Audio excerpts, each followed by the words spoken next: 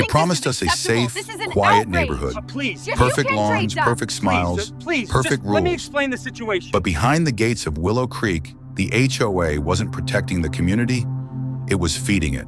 Every complaint, every fine, every meeting, just another step in their ritual. We thought it was just paperwork until people started disappearing. And by the time we tried to leave, it was already too late. David Carter had never thought much about homeowners associations. He grew up in the Midwest, in a small town where neighbors minded their own business, and the only rules were unwritten. But when he and his wife Marissa bought their first house in suburban Florida in 2021, the realtor had only smiled and said, "The HOA keeps everything clean and safe. You'll love it here." The house itself was perfect. 2 stories, a small front yard with trimmed hedges, and a cul-de-sac where their 8-year-old daughter Emily could ride her bike without fear of traffic. After years of renting cramped apartments, it felt like a dream. On move-in day, the dream came wrapped with a ribbon. At exactly 6 p.m., a woman in her 50s appeared at their door, holding a wicker basket full of cookies and flowers. She had a bob haircut too neat to be accidental, and a smile so rehearsed it looked printed. "Welcome to the neighborhood," she said brightly. "I'm Janet, president of the Willow Creek HOA. We're thrilled to have you join our community." David shook her hand. "Thanks. We're excited to be here." Janet handed over the basket, then slipped a thick binder from under her arm. "This is our covenant, conditions, and restrictions manual, all 327 pages. It covers lawn maintenance, exterior paint colors, acceptable window treatments, just the basics." David laughed, thinking it was a joke. It wasn't. Janet's smile didn't change as she held the binder against his chest until he reluctantly took it. Behind her, a few neighbors stood on the sidewalk, watching. They didn't wave, they didn't smile, just stood there silently observing as though this was part of some initiation. Marissa whispered behind him, "Creepy much?" David forced a grin. "It's just suburbia.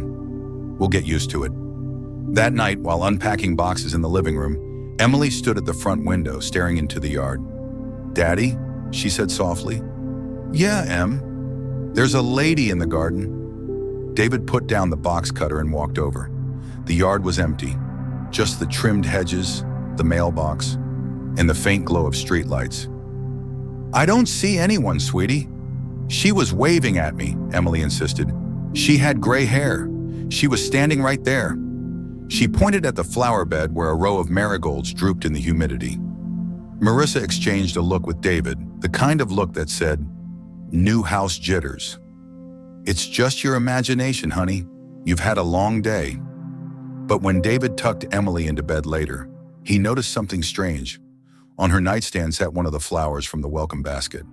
It hadn't been there before. Its stem was damp, as if freshly picked. He asked, "Where did you get that?" Emily yawned. "The lady gave it to me." David felt a chill crawl across his arms. He didn't correct her. He didn't want to argue with a tired child. Instead, he turned off the light and left her room, trying to convince himself that kids make up stories.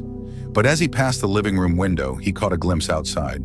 For just a second, he thought he saw a figure standing across the street, perfectly still, facing the house. By the time he blinked, it was gone.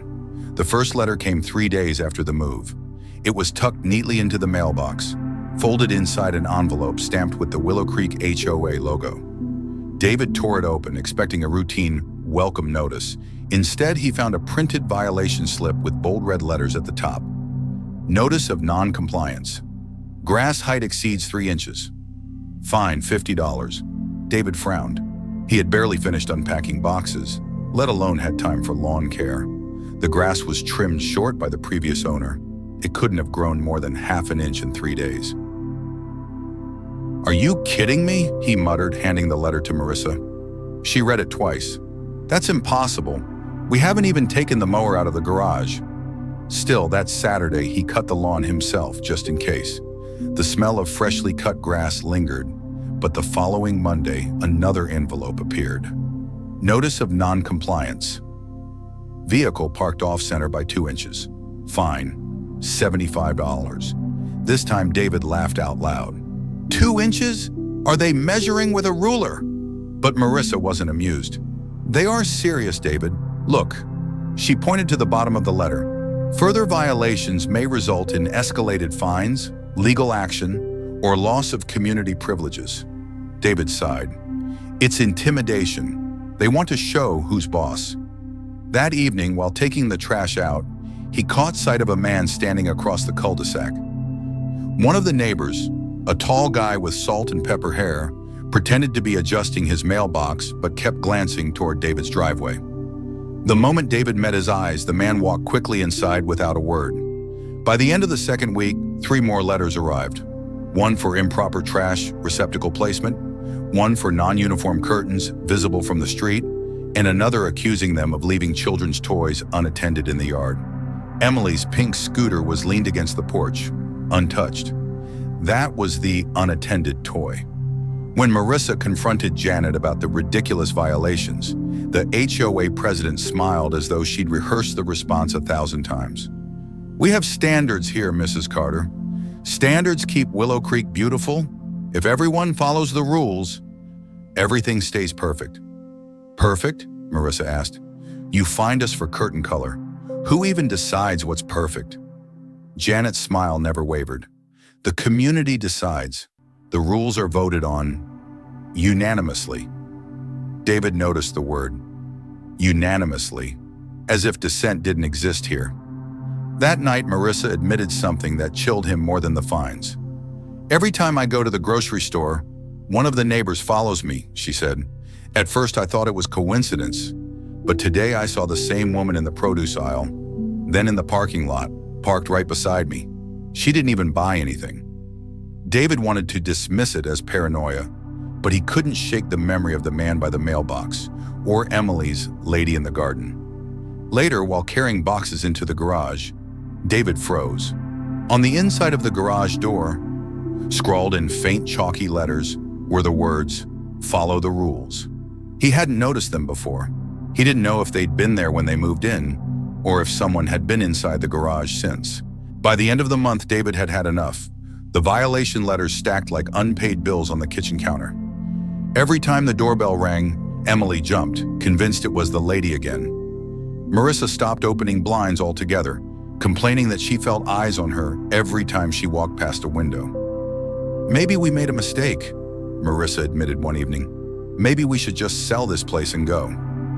David hated the thought of running, but deep down, he felt the same. Life was supposed to be better here. Instead, it was a cage. The next morning, he called a real estate agent, a cheerful woman named Claire. She came by, took photos of the house, and promised, "Don't worry, a home in Willow Creek sells in days. Families love it here." She was wrong. The first couple who scheduled a showing never arrived. When David called to check, Claire said they'd stopped answering her calls. The second prospective buyer showed up, a young man in a suit who seemed enthusiastic. He toured the house, asked about the neighborhood, and even complimented Emily's bedroom. But just as he was leaving, his phone buzzed. He glanced at the screen, paled, and muttered, I have to go."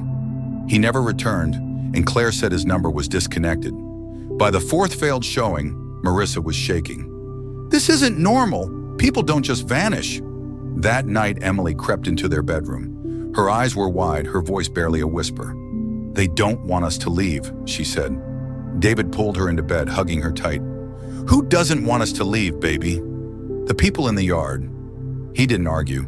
He didn't tell her there was no one there. Because when he'd stepped outside earlier, he'd sworn he saw shadows moving between the houses. Shadows that paused when he looked. Shadows that felt deliberate. The final straw came a week later. Claire called, her voice uneasy. "David, I don't know how to say this, but one of the buyers filed a complaint against me. They said I misled them about the neighborhood, said Willow Creek isn't what it pretends to be." "What do you mean?" "They told me they saw something here, something that scared them, and then they blocked my number. I've been in real estate 10 years and I've never had clients act like this." David pressed her. "What did they see?" But Claire only whispered, "They said the houses all looked alive." Then she hung up. That same night, restless and angry, David walked the neighborhood. The streets were too quiet. Every house identical, every curtain drawn. He ended up near the far end of Willow Creek, where a vacant lot sat fenced off with rotting wood. And there, under the faint glow of streetlights, he saw them. A circle of neighbors stood around the empty lot. Janet was among them, holding a small book. They didn't move, didn't speak. They just stood in a perfect ring, staring down at the barren ground. David froze. A chill ran down his spine. He turned back before anyone could notice. But when he got home, Emily was waiting at the top of the stairs, wide-eyed. "You shouldn't go near the empty house," she whispered. "That's where they meet." 2 days after David witnessed the midnight gathering at the vacant lot, a new letter arrived. This one wasn't like the others. It wasn't typed. It wasn't even signed by the HOA office. It was handwritten in neat, deliberate script. "If you continue to defy the rules, the HOA will intervene directly." Marissa read it twice before crumpling it in her fist. "This isn't just about lawn care anymore. They're threatening us." That night, they heard a metallic screech outside. David rushed to the driveway and found his SUV keyed from hood to trunk, a long silver scar gouged into the paint. No one was on the street, but he had the sinking sense someone was watching from behind the darkened windows across the road. The next morning, the fence around their backyard lay flat against the grass, as though something had rammed through it. David hammered it back up, furious. By evening, it had collapsed again, this time splintered into pieces. "Animals don't do this," David muttered, holding up a shattered plank. "This is deliberate," Marissa's voice trembled. "They want us to feel trapped." It was Emily who noticed the camera.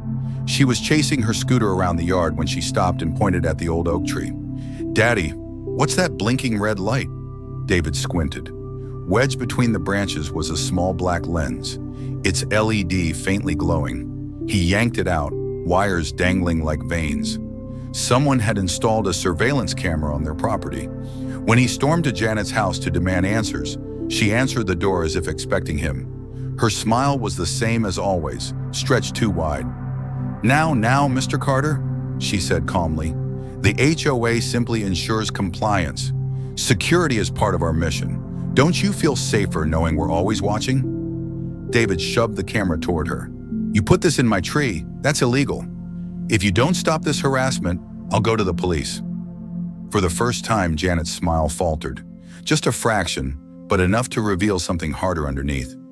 "You can try," she said softly, "but the HOA always wins in the end." The door shut in his face. That evening, Marissa found a letter slipped under their front door. This one was different again. The handwriting was eerily familiar. She held it up to the kitchen light, her face draining of color. "David, this is my signature." The letter was short, a single sentence written in Marissa's handwriting. "I, Marissa Carter, pledge that our family will remain in Willow Creek forever." Her hand shook. "I didn't write this, I swear." David took the letter, heart pounding. The signature matched perfectly. Every loop, every curve. Emily's voice piped up from the hallway, thin and scared. "Daddy, maybe she did write it. Maybe they made her." David filed the lawsuit out of desperation.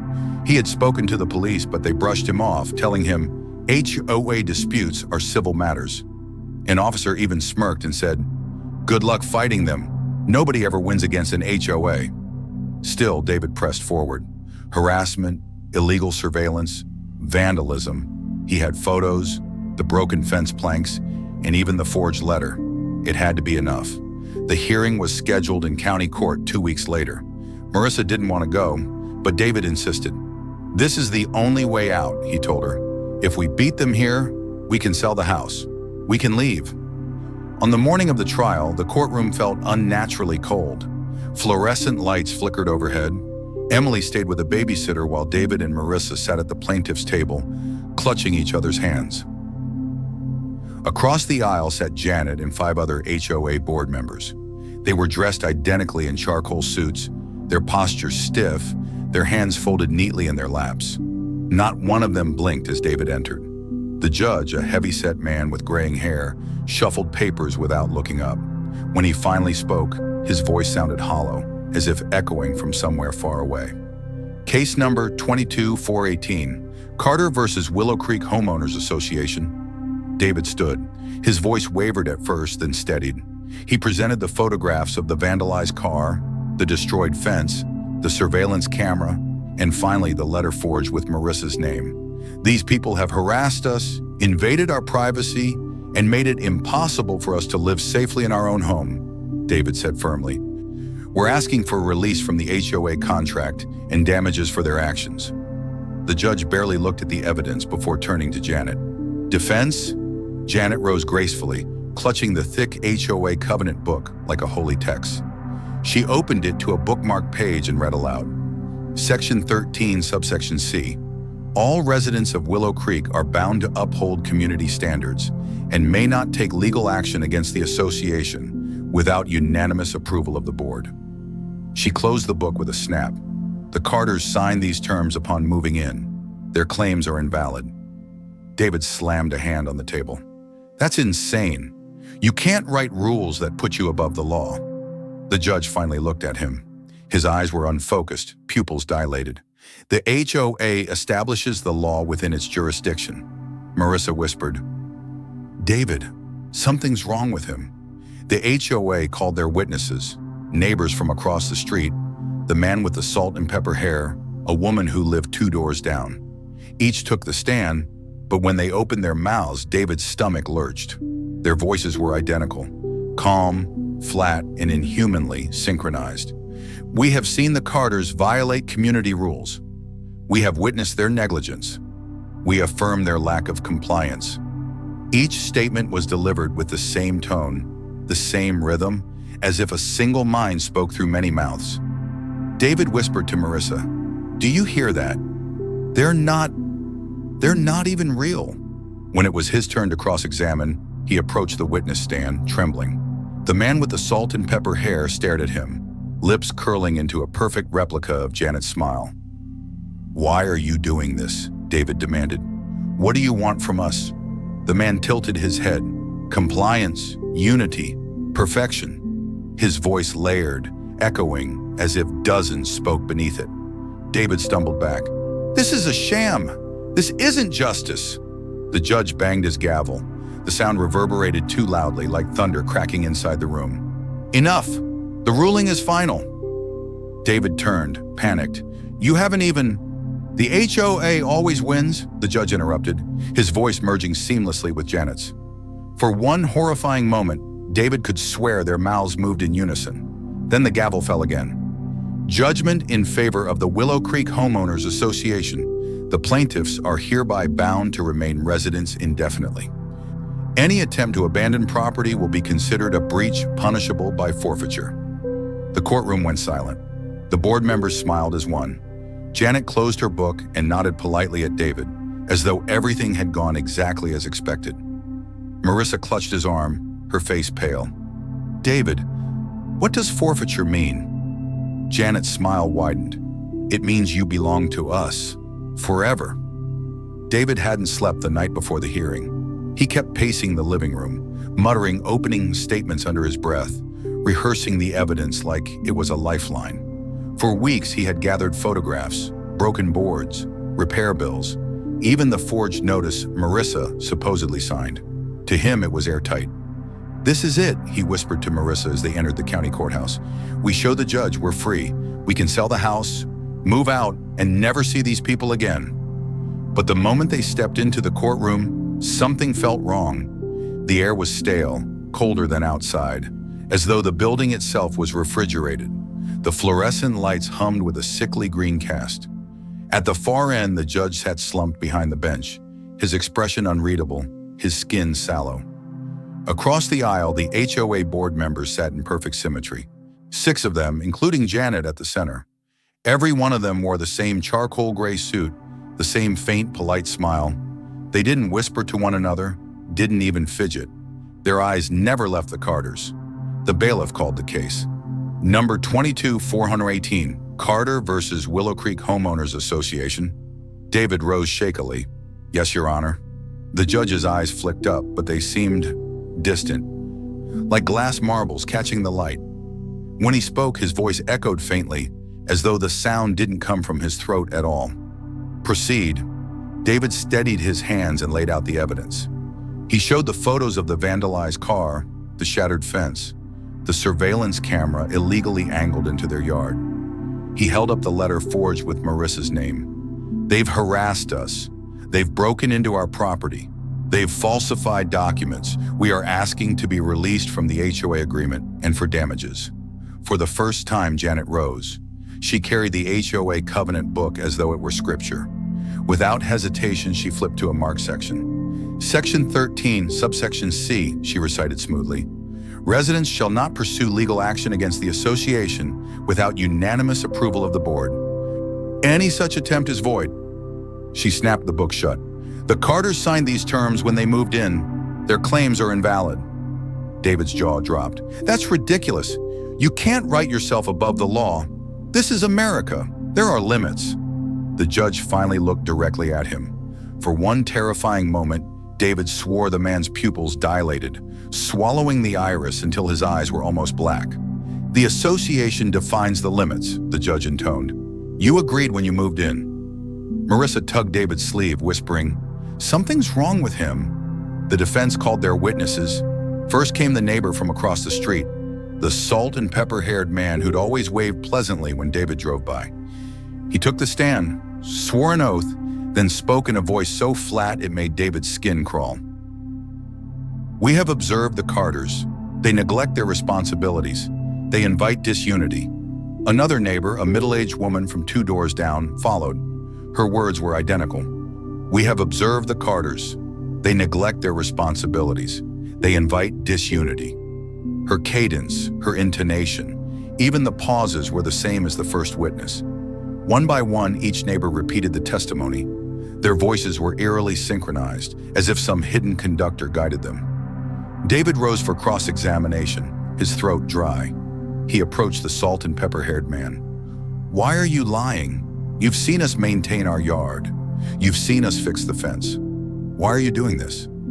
The man tilted his head slowly, the way a doll might. When he smiled, it wasn't his smile. It was Janet's, stretched across his face like a mask. His voice was layered, dozens of tones beneath it, male and female at once. Compliance, unity, perfection. David stumbled back. "What the hell are you?" The judge's gavel slammed down, the sound reverberating unnaturally loud, rattling the glass of the windows. "Order!" David pointed toward the witness stand, panic overtaking him. "Didn't you hear that? They're not even speaking for themselves. They're—" "Enough!" the judge cut in, his voice merging unnervingly with Janet's. "The ruling is final." The gavel fell again. "Judgment in favor of the Willow Creek Homeowners Association. The plaintiffs are hereby bound to remain residents indefinitely. Any attempt to abandon property will be considered a breach punishable by forfeiture." Marissa gripped David's arm so tightly her nails dug into his skin. Her voice was trembling. "David, what does forfeiture mean?" Janet rose gracefully, clutching her covenant book to her chest. That smile, cold, immaculate, spread wider across her face. "It means," she said softly, "you belong to us, forever."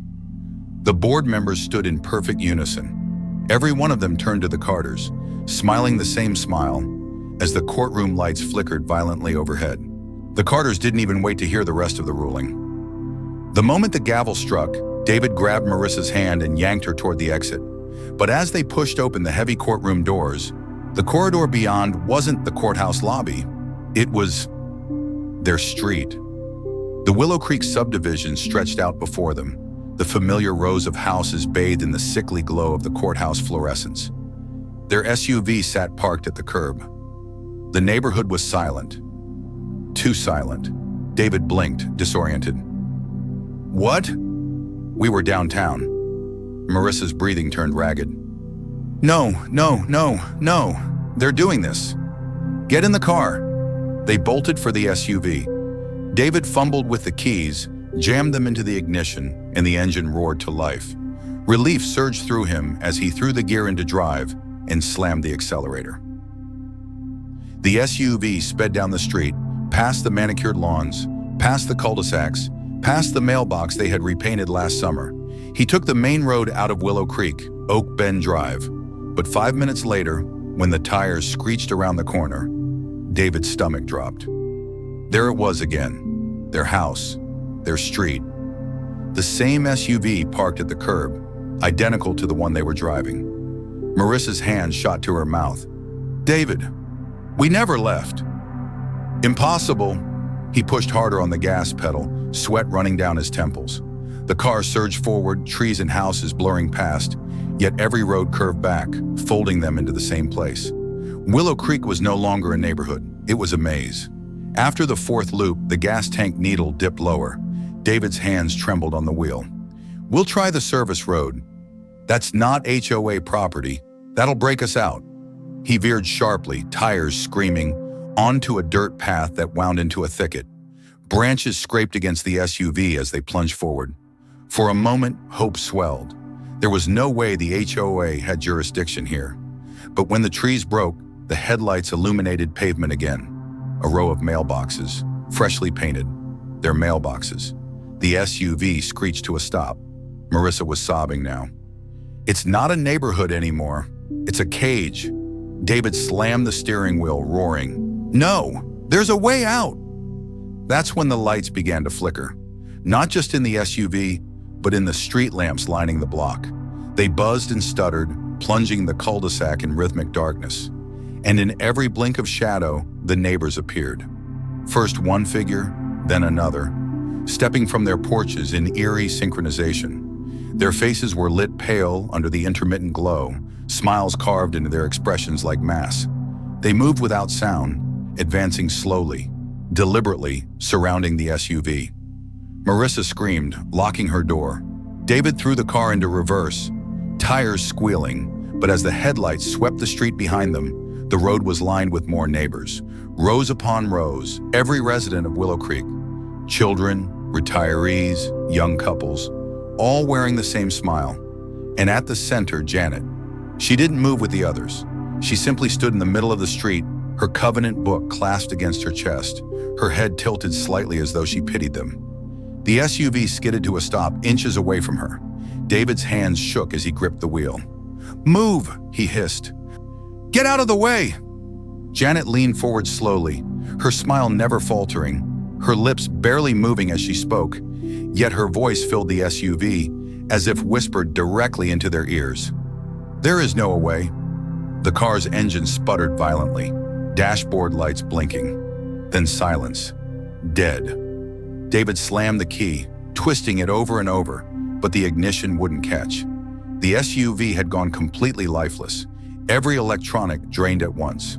The neighbors closed in, their movements perfectly measured, each step a beat in some unseen rhythm. They surrounded the vehicle, palms pressing against the glass, smiles, always smiling. The roof creaked under weight. Someone had climbed on top. A shadow loomed across the windshield. Marissa clutched David's arm, her voice trembling. "They're not going to let us leave." For the first time, David didn't argue. His throat locked, his chest heaved. He knew she was right. From the crowd, Janet raised one hand. The movement was delicate, ceremonial. At once, every neighbor lowered their head in unison. The SUV's windows began to fog from the outside. Yet it wasn't condensation, it was words. Letters scrawling themselves across the glass as though carved by invisible hands. Compliance, unity, forever. Marissa screamed. David kicked the driver's door open, shoving himself into the swarm, fists flailing, desperate to carve a path. Hands clawed at him, cold and unyielding, not like flesh, but like stone. Still, he dragged Marissa out after him, their feet pounding against the asphalt as they pushed through the neighbor's grip. For one fleeting moment, David thought they'd made it, that the rhythm of the horde had broken. Then the street bent again, and once more. Before them stood their house, porch light glowing, door slightly ajar, waiting. The porch light buzzed faintly as David and Marissa stumbled toward their front door. Neither of them wanted to go inside, yet every road, every turn had led them back here. The house stood waiting, like a gaping mouth eager to swallow them whole. The door was ajar. A warm glow leaked out. David froze, chest heaving. "We're not going in there." Marissa shook her head, tears streaking her face. "We don't have a choice." Behind them, the neighbors stood in rows, silent, unmoving. A wall of bodies lit by the flickering street lamps. Their smiles remained frozen, their eyes dull. Janet was at the center, one hand resting on the covenant book. The other stretched toward the open doorway like a hostess presenting a feast. David clenched his jaw, anger pushing against the suffocating dread. "What do you want from us?" he shouted at her. His voice cracked. "We paid our dues. We followed your stupid rules. What else do you want?" Janet tilted her head, her smile soft and patient. When she finally spoke, her words came not from her mouth, but from everywhere at once, whispering through the air vents, rustling in the leaves, hissing across the pavement. "We want permanence." The words slithered into David's ears, into his bones. Marissa's grip tightened on his arm. "David." Inside the house, shadows shifted. Not normal shadows. They bent upward against the ceiling, twisting like vines, stretching toward the door as if inviting them in. David forced a step back. "No." His voice trembled, but his stance hardened. "We're not your sacrifices." At the word sacrifice, the neighbors stirred. Their smiles widened impossibly, their heads lifting slightly in unison. A low hum began to rise, not from throats but from the ground itself. The pavement vibrated beneath their feet, a pulse like a heartbeat. Marissa gasped, doubling over as though struck in the chest. David grabbed her shoulders. "What's wrong?" She clutched her stomach, choking on her breath. "It's inside me." Her words were frantic, desperate, but David didn't understand until he looked closer. Her skin was glowing faintly beneath the collar of her shirt. Thin lines of light crawled outward, like cracks in porcelain. The glow pulsed in rhythm with the vibration of the ground. David's stomach turned cold. "No! No! No! No!" Marissa's eyes were wide, terrified. "David, they don't want both of us. Just one." The word "one" echoed in his skull. Behind them, Janet stepped forward, her heels clicking against the pavement. She lifted the covenant book and opened it wide. The pages fluttered, though no wind stirred. From within, a black mist began to rise, oily and alive. Janet's voice rang clear, louder than the hum, louder than Marissa's sobs. "One must bind, one must remain. The covenant is eternal." David's breath caught in his throat. He understood now. The HOA didn't just maintain order. It demanded continuity, an endless, supernatural contract sealed with living flesh. Someone had to stay, forever. He grabbed Marissa's face, forcing her eyes to meet his. "No, we'll find another way." But she was already shaking her head. "It chose me, don't you see? It's already in me." Her glow intensified, veins of light spreading down her arms across her chest. Every beat of her heart made the cracks widen. She was becoming the offering. David's own chest ached as he held her. "Then I'll take it. I'll take it from you." He wrapped his arms around her tightly, as though he could drag the light out by sheer force.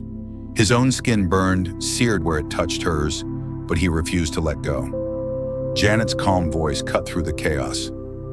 "One cannot steal another's covenant. It is chosen."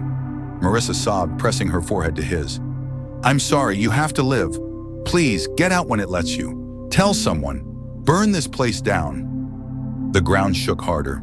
The shadows from inside the house stretched farther, wrapping around Marissa's legs like tendrils. She screamed, clawing at David's shirt as the darkness dragged her backward. David fought, pulling with every ounce of strength, but the shadows were stronger. Inch by inch, she was wrenched from his grip. Her eyes locked on his one last time, shining with love and terror. "Don't let it be for nothing." And then, the shadows yanked her into the house. The door slammed shut with a force that rattled the street. The porch light blew out, plunging everything into darkness. The neighbors stopped humming. Their smiles softened, fading into something almost human again. Slowly they turned and began walking back to their houses, dispersing as though nothing had happened. Only Janet remained. She approached David, her expression unreadable in the dark. She extended the covenant book toward him. "Your dues are paid," she whispered. "Your wife is with us now. You may live here in peace." David fell to his knees, the weight of her words crashing down like a death sentence. His fist pounded the pavement, tears streaking his face. Janet leaned close, her voice almost gentle. "Complain no more, Mr. Carter. The covenant provides." And then she walked away, disappearing into the shadows of Willow Creek. David was left kneeling in the middle of the street, the silence of the neighborhood pressing down on him like a coffin lid. The morning came quietly, almost cruelly normal.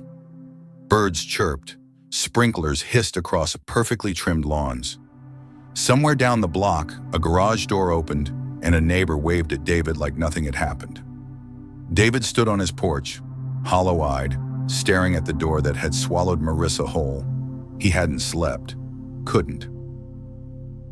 Every time he closed his eyes, he saw her being pulled into that writhing dark, her voice begging him to survive. The door looked ordinary now, paint slightly chipped near the handle, the welcome mat crooked from his frantic struggle. To anyone else, it was just a door, but David knew better. He staggered inside. The house was spotless. No sign of struggle, no overturned furniture, no scorch marks from the light that had poured from Marissa's body, just silence. On the kitchen counter sat a letter, his name written neatly on the envelope. David Carter. Hands trembling, he opened it. Inside was a typed notice with the HOA letterhead. Notice of resolution. Dear Mr. Carter, we are pleased to inform you that your household is once again in full compliance with the Willow Creek Homeowners Association. Future dues have been waived. Please enjoy the peace and prosperity our covenant ensures. Welcome home. David dropped the paper, bile rising in his throat. Waived dues. Peace and prosperity. They had taken his wife as payment, and now they acted as if it were nothing more than an administrative correction. He stumbled to the sink and vomited. The days bled together. David tried to leave Willow Creek.